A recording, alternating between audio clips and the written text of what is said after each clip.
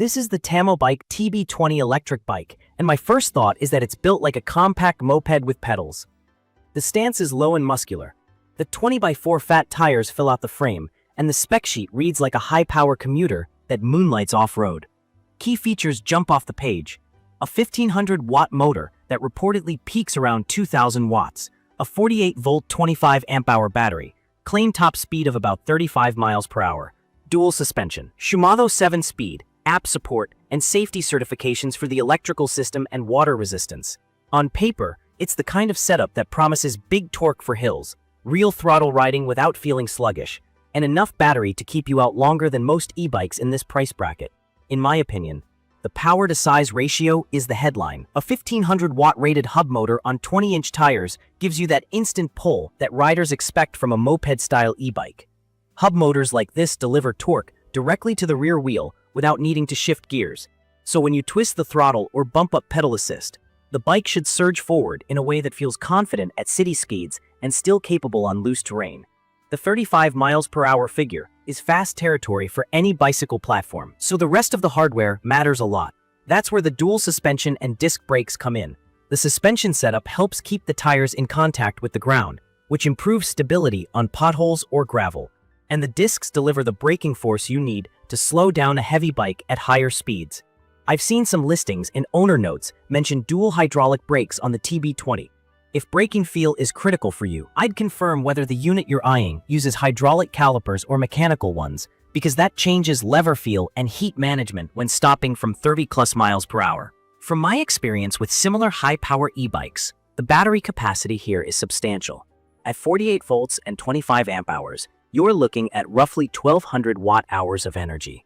Real-world range depends on speed, terrain, wind, rider weight, and how much you use the throttle versus pedal assist. If you cruise mostly on throttle at 25 to 30 miles per hour, consumption often lands around 25 to 35 watt-hours per mile, which points to something like 30 to 45 miles for many riders on mixed terrain. If you keep speeds lower and use low to mid PAS levels, I've seen comparable bikes do somewhere in the 45 to 70 mile ballpark, sometimes more on flat paths at lower speeds. The up to 124 miles claim sounds like a best-case PAS scenario at very low speeds with a light rider on flat ground and no wind. It's not impossible under lap-style conditions, but I wouldn't plan daily routes around it. In my opinion, this battery is great for short to medium range with headroom for a detour or two. But if you consistently ride fast or climb a lot, think of it as strong capacity that still drains quickly when you unleash the motor's power. The riding modes are straightforward. You get throttle for no pedal cruising, PAS, where the motor helps while you pedal, and a manual mode if you want to ride it like a heavy conventional bike. PAS is helpful for new riders because it blends pedal feel with steady assistance. PAS levels are basically power presets. Low levels sip battery and help you cruise. High levels add more power and speed, but burn energy faster. The Shimano 7-speed drivetrain is there to dial in cadence and comfort. On this kind of motor, the gears complement the assist rather than define your speed. You'll use them to keep your legs spinning naturally while the motor does the heavy lifting. Comfort-wise, the TB20's fat tires and suspension soak up a lot of chatter. Fat tires use a big air volume to act like an extra cushion, which is a simple, effective way to handle bumps and sand or snow. The saddle is described as ergonomic and designed for longer rides. Geometry is where I'd advise a quick reality check.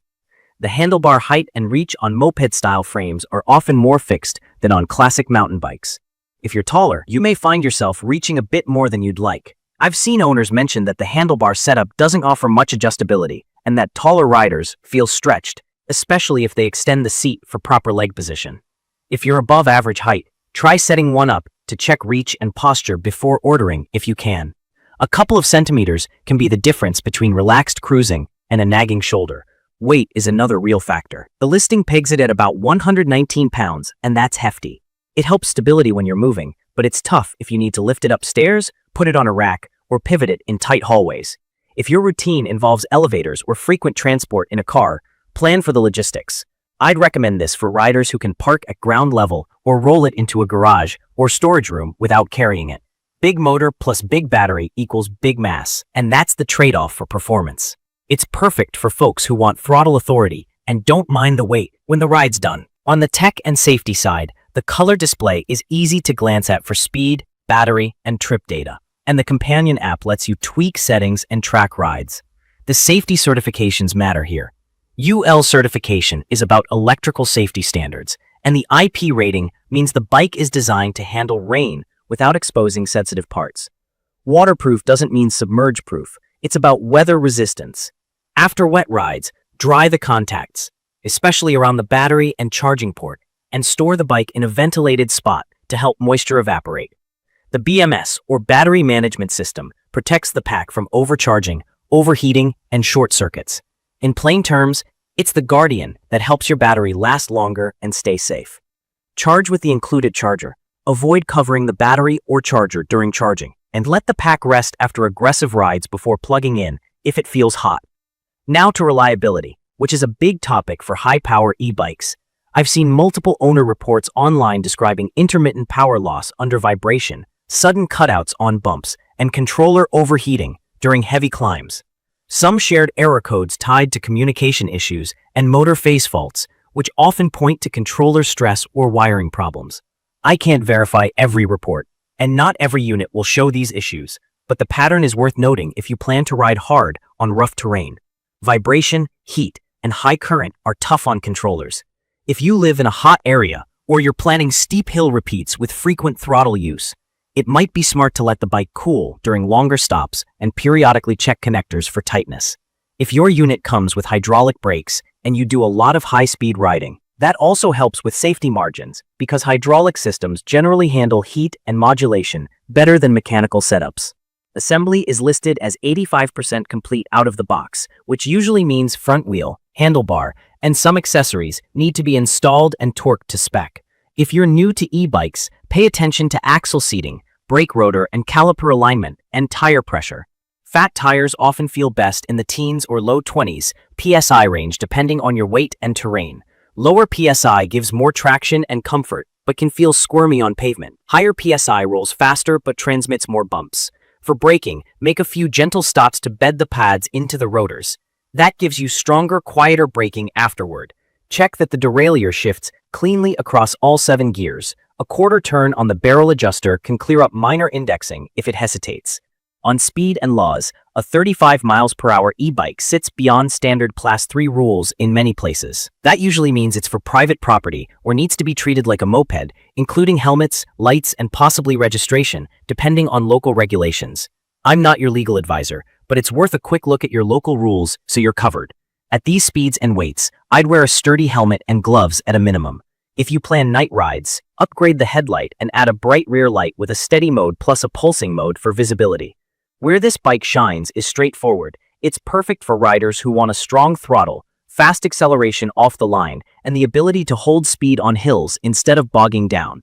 It's great for short to mid-length commutes where you want to arrive without sweat, and for mixed surfaces like packed dirt, gravel pads, or post-rain potholes. The suspension and fat tires make rough streets feel less punishing, and the big battery means you can take a detour without sweating the ride home. In my opinion, the strength of the TB20 is the confident, moped-like feel and the grin factor when you roll on the power. There are trade-offs. The weight limits portability and makes stairs a hassle. Realistic range at higher speeds isn't going to match the highest marketing number. Tall riders may want to double-check fit, and based on owner feedback I've reviewed, reliability of the controller and electrical connections under vibration can be a concern, especially if you ride hard and hot. I'd recommend this for someone who prioritizes power and stability, has easy roll-in storage, is comfortable keeping speeds in check where required, and is willing to do routine checks on connectors and brakes. If your use case is daily multi-floor carrying, ultra-long-range rides at low assist, or you're very tall and picky about posture, consider a test fit or look at frames with more adjustable cockpits. In conclusion, the Tamobyke TB20 aims squarely at high-power fun with real commuter utility. The motor and battery combo deliver what most riders want from this style: speed, torque, and confidence across uneven streets and light trails. The safety certifications, BMS, and app support add peace of mind and convenience. Just set your range expectations based on how fast you ride. Be mindful of the weight in your daily routine, and if you're pushing it hard off pavement, Keep an eye on heat and connections. That approach will help you get what this platform does best, while avoiding the frustrations that some owners have reported. To learn more about the Tamobyke TB20 electric bike, please check the comments section. Thank you for watching.